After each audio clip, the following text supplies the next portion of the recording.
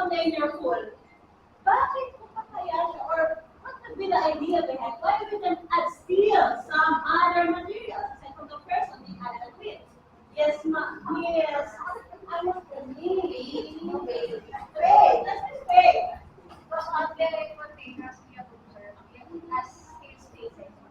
Very good. Because there are spaces in between the materials. And we're going to investigate about the particles and the spaces in between them with our second group activity. So let's proceed now to our group activity. The materials are there. Meron kayong kartutuhan na paper. Meron kayong permanent marker. May sir.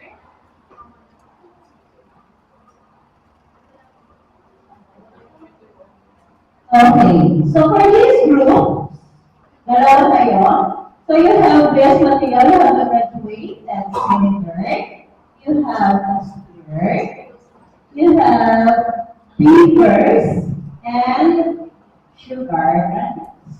You also have your potable, potable water. So pwede lang tikman. Yan yung pagtitignan.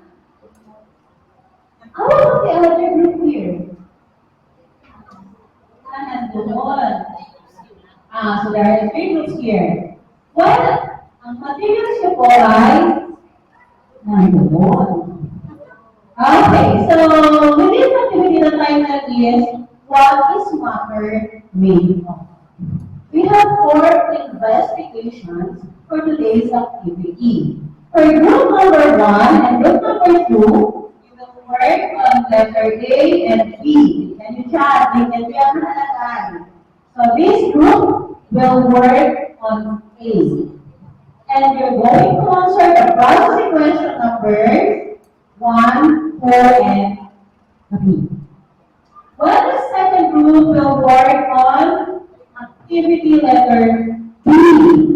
And you're going to answer the processing questions number 5, 6, and 7.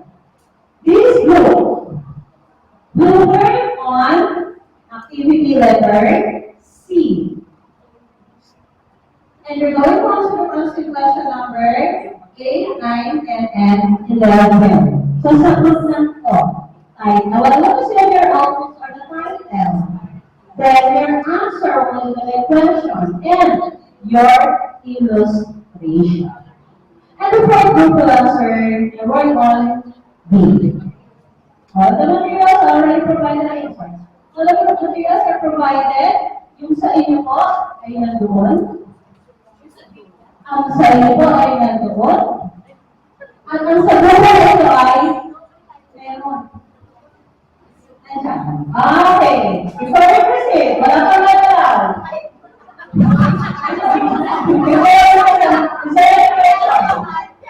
Again, read and follow instruction. Then just simply write your answer on your answer sheet. What I want to see are title and answer, as well as your illustration. Okay, so.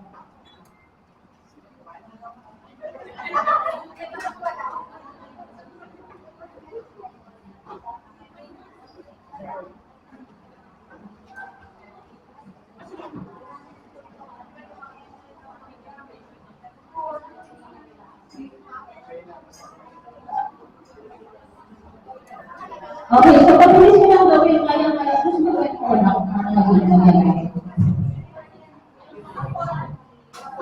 okay. After you work on it, you will be given only 30. Wait, I'm sorry, I forgot people. Sorry, you will be graded according to this. Okay.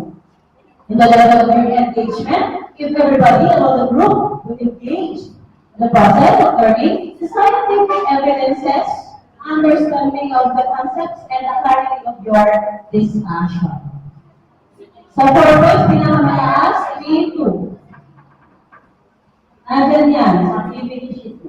Okay, then, you have 50 minutes to work on that. After 50 minutes, meron kayong sabay na paper. Picture nyo ang actual setup. At iset sa ating link.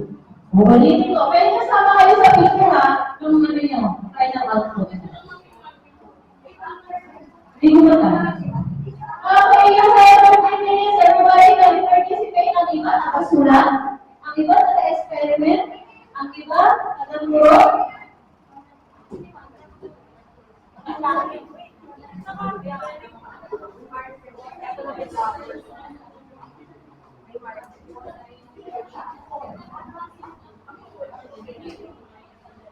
Pag hindi sinabing tikman, hindi tikman. Pag sinabing tikman, pwede tikman. Yung iba nakasulat sa kanila picture, yung iba sa activity. Picture na. Sabi ka muna na yung kanila picture para posting na natin.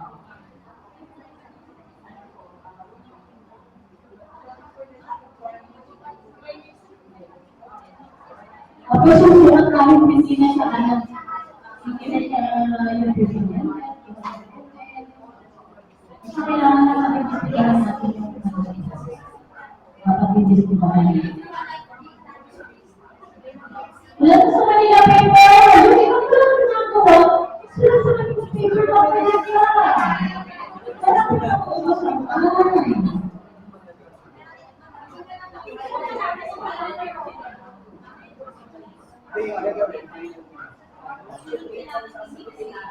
At kailangan ng mainit na tubig. Ang mainit na tubig ay